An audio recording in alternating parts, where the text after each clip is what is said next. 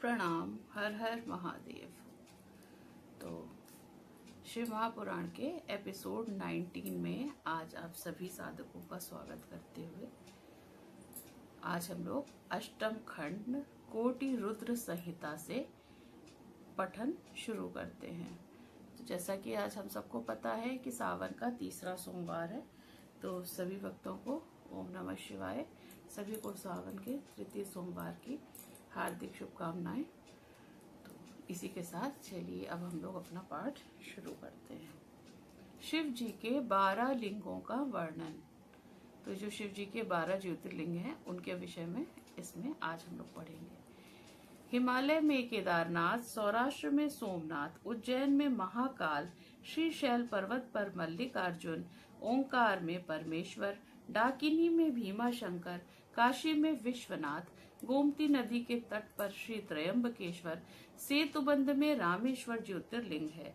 जो व्यक्ति प्रातःकाल उठकर प्रतिदिन इन लिंगों का स्मरण, पूजन या वंदन करता है, उनके सभी पाप समाप्त हो जाते हैं। इन ज्योतिर्लिंगों पर चढ़ाया नैवेद्य को खाने में कोई दोष नहीं होता है, बल्कि प्रसाद भक्षण से सभी पाप भस्म हो जाते हैं। जो भी प्राणी इनमें से किसी एक का भी पूजन कर लेता है, वह पुनर्जन्म के चक्कर से बच जाता है।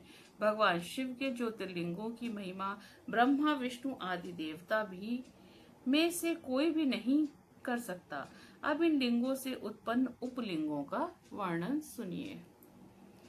समुद्र तथा पृथ्वी के मिलाप वाले स्थान पर सोमेश्वर जी से उत्पन्न अन्नकेश नामक उपलिंग है, जो मल्लिकार्जुन से प्रकट हुआ। एक उपलिंग रुद्रेश्वर नाम से प्रसिद्ध है। वह भृगुकक्ष देश में संपूर्ण प्राणियों को सुख देने वाला है। नर्मदा नदी के तट पर महाकाल से दुग्धेश उत्पन्न हुआ है। अहंकार से प्रकट हुआ कर्दमेश्वर शिवलिंग बिंदु सरोवर में प्रकट हुआ। यह सभी मनोरथों को पूर्ण करने वाला है। केदारेश्वर नामक लिंग से भूतेश्वर उपलिंग प्रकट हुआ है। ये यमुना के किनारे स्थित है। इसका दर्शन पूजन करने से सभी पाप नष्ट हो जाते हैं। भीमा शंकर से उत्पन्न लिंग से भीमेश्वर उपलिंग प्रकट हुआ है। यह संध्य पर्वत पर विद्यमान है। नागेश्वर का उपलिंग भूतेश्वर है। यह मल्लिका सरस्वती के तट पर स्थित है। ये सभी लिंग और उपलिंग पाप नाशक और मनोरथों को पूर्ण करने वाले हैं। ओम नमः शिवाय। अनुसुईया तथा अत्रि का तप। सूत जी ने मुनियों को बताया कि ब्रह्मा जी की नगरी में एक पर्वत है।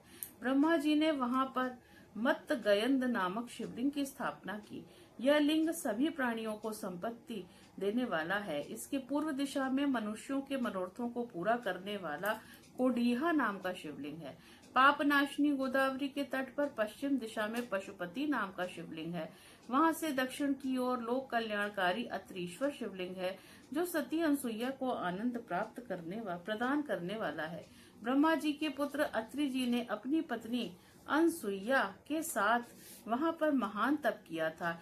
एक बार भारी अकाल पड़ गया, अन्न जल का अभाव हो गया। भूख प्यास से प्राणी मरने लगे, पेड़ सूखकर गिरने लगे, खाने के लिए कुछ भी न रहा। अनुसुईया ने अपने पति अत्रि जी से कहा, हे प्राणेश्वर, मुझसे इन प्राणियों का दुख सहन नहीं हो रहा है। इनके दुख दूर करने का कोई उपाय करिए। इस पर अत्रि जी ने प्राणायाम द्वारा ब्रह्मांड में वायु को रोककर शिव के ध्यान में मग्न हो गए। उनके सभी शिष्य भूख प्यास से व्याकुल होकर पलायन कर गए। अब केवल अनसुईया ही उनकी सेवा में लगी रहीं। अनसुईया जी वहां शिव जी की प्रतिमा स्थापित करके नियम पूर्वक उनका पूजन करती रहीं। मानसोपचार द्वारा प्रतिदिन पति तथा शिव जी का पूजन करके परिक्रमा करने लगी। अनसुईया की भक्ति से प्रसन्न होकर महादेव अन्य देव ऋषियों के साथ वहां उपस्थित हुए। उसी समय गंगा आदि नदियां भी उनके दर्शनार्थ वहां आईं। सभी ने अनसुईया जी की प्रशंसा की। फिर भगवान शिव जी अपने संपूर्ण अंशों से वहां उपस्थित रहे। अत्रीश्वर की महिमा। अत्रि मुनि को तप करते करते वर्षों व्यतीत हो गए। समाधि से जागने पर उन्होंने पत्नी से कहा, मुझे बहुत जोर की प्यास लग रही है, कहीं से जल का प्रबंध करो। पति की आज्ञा मिलते ही अनसुईया जी कमंडल हाथ में पकड़कर जल लेने के लिए वन में चली गईं। वे इधर उधर जल खोजने लगी। यह देखकर गंगा जी उनके पास आकर बोली, हे देवी, मैं आपकी पति भक्ति से अति प्रसन्न हूँ। मैं आपके दर्शनों के लिए आई हूँ। मैं तुम्हारा हित करना चाहती हूँ। तो मुझसे वरदान मांग सकती हो। यह सुनकर अनसुईया जी ने दोनों हाथ जोड़कर गंगा जी से बोली, हे देवी, यदि आप वास्तव में मुझसे प्रसन्न हैं, तो सर्वप्रथम मेरे इस कमंडल को जल से परिपूर्ण कर दें। यह सुनकर गंगा जी अनसुईया से बोली, हे कल्याणी, आप पृथ्वी में एक गड्ढा खोदिए। अनसुईया जी ने पृथ्वी में एक गड्ढा खोदा। गंगा उसमें प्रवेश कर गई। उस गड्ढे से गंगा जी की धार बहने लगी। अनसुईया जी ने विस्मित होकर अपना कमंडल गंगा जल से भर लिया और गंगा से बोली, जब तक मेरे पतिदेव अत्रि मुनि आपके दर्शन न कर ले, तब तक आप कृपया इसी स्थान पर विराजमान रहें। अनसुईया ने अपने पति अत्रि मुनि को गंगा जल पिलाया। गंगा जल पीकर अत्रि मुनि बड़े प्रसन्न हुए। इसके बाद वे अनसुईया से कहने लगे कि गंगा जी के दर्शन हेतु वहां पर आए। वहां गंगा जी अपनी तरंगों से लहराती हुई दिव्य दर्शन दे रही थी। महर्षि अत्रि ने धन्य धन्य कहकर उनकी स्तुति की और महर्षि अत्रि और अनसुईया ने गंगा जल में स्नान किया। उसी समय गंगा जी की इच्छा पूर्ण हुई और दोनों से जाने की आज्ञा मांगी। यह सुनकर अनसुईया जी ने हाथ जोड़कर नम्रता पूर्वक कहा, हे देवी, यदि आप वास्तव में मुझसे प्रसन्न हैं, तो मेरी अभिलाषा पूर्ण करें। आप इसी तपोवन में विराजें। आप यहीं स्थित होकर यहीं से अपना प्रभाव चलें। ऋषि अत्रि जी ने प्रार्थना की, हे देवी, हमारे तप में सहायक बनकर यहीं विराजमान रहें। उनकी प्रार्थना सुनकर गंगा जी ने अनसुईया से कहा, यदि आप मुझे यहाँ रखना चाहती हैं, तो मेरी एक इच्छा पूर्ण करनी पड़ेगी। आपने अपने पति देव के लिए जो शिवार्चन किया है, उसमें से 1 वर्ष का फल मेरे लिए अर्पण करें। अनसुईया जी ने गंगा जी की इच्छा पूर्ण कर दी। गंगा जी वहीं पर विराजमान हो गईं।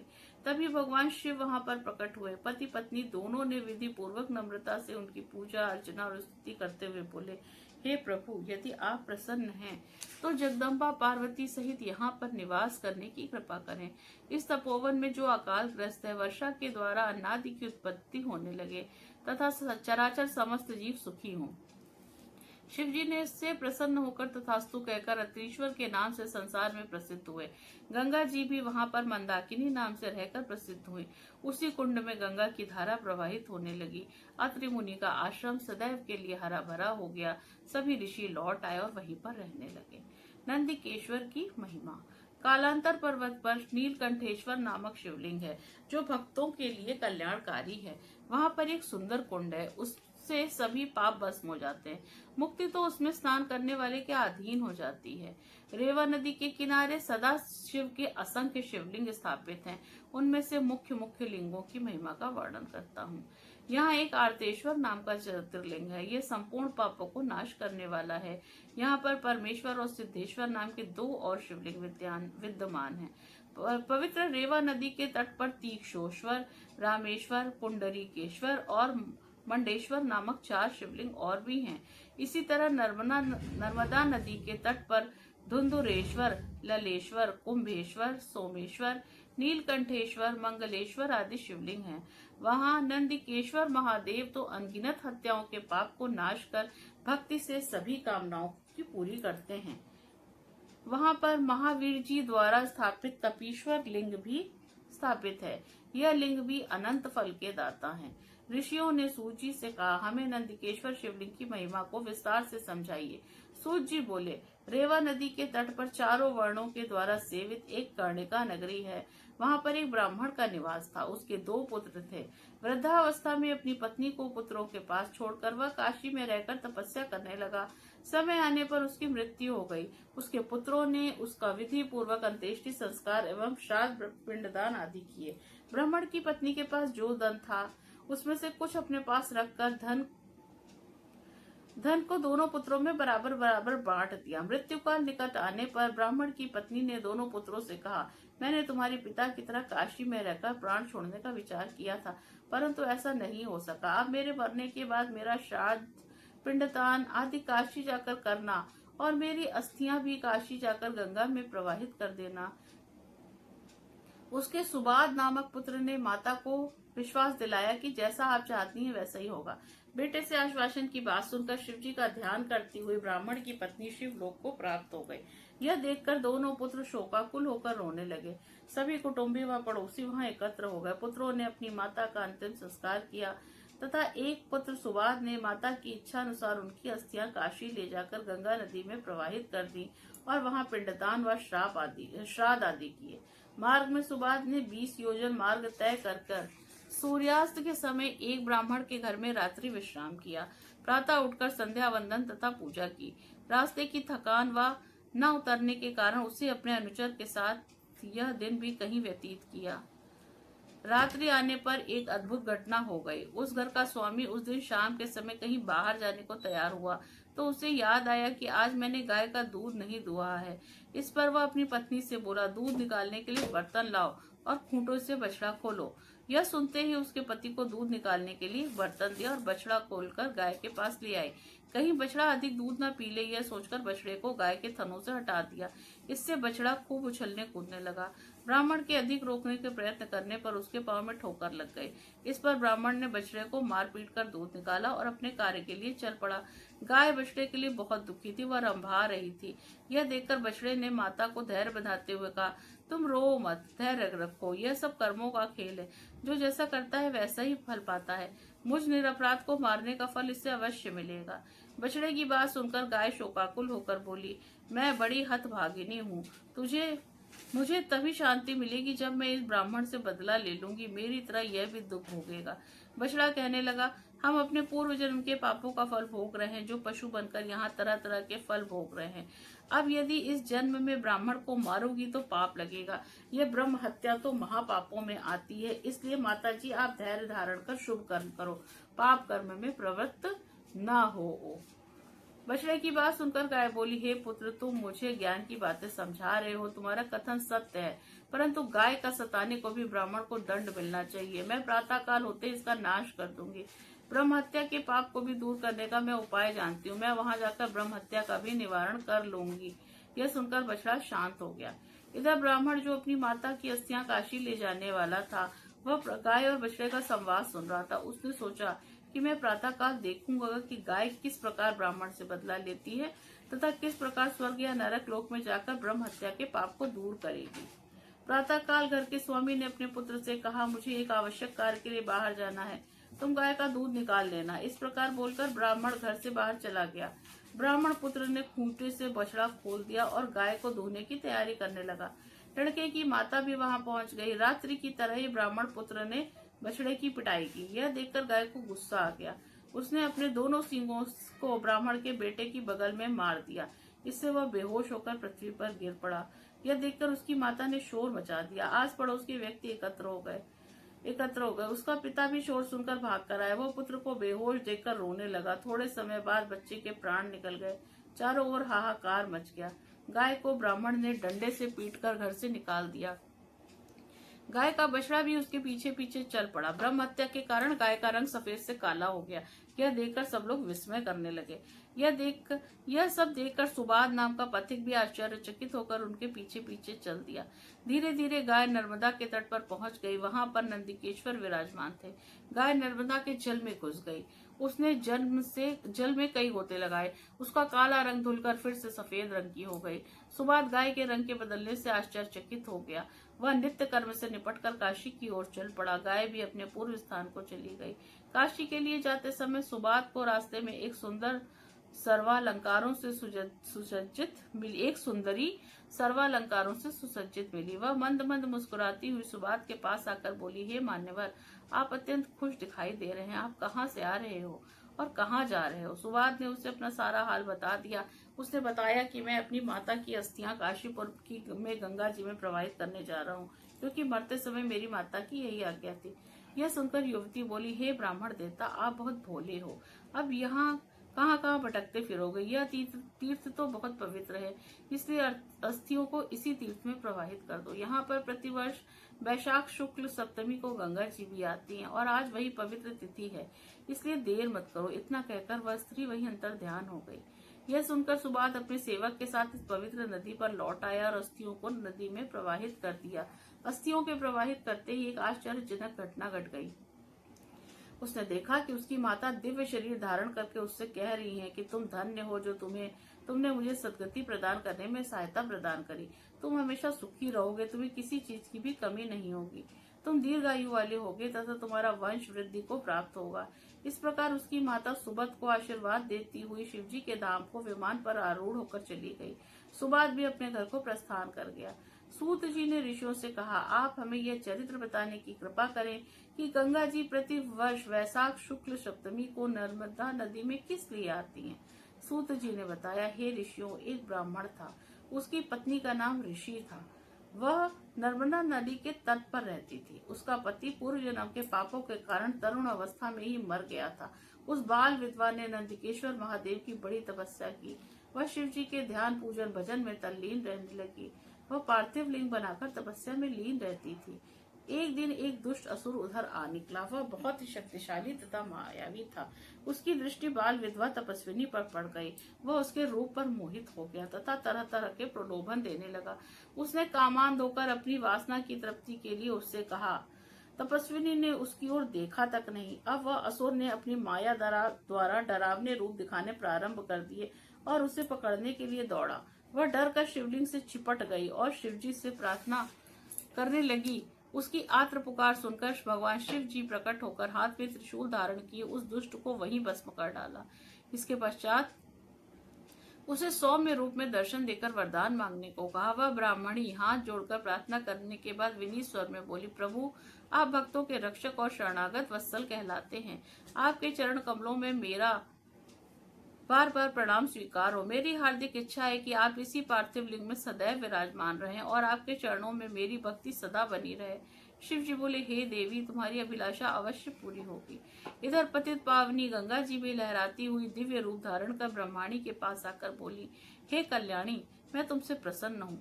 मैं प्रतिज्ञा पूर्वक कहती हूँ कि प्रति वर्ष वैशाख शुक्ल सप्तमी के दिन यहाँ आया करूंगी।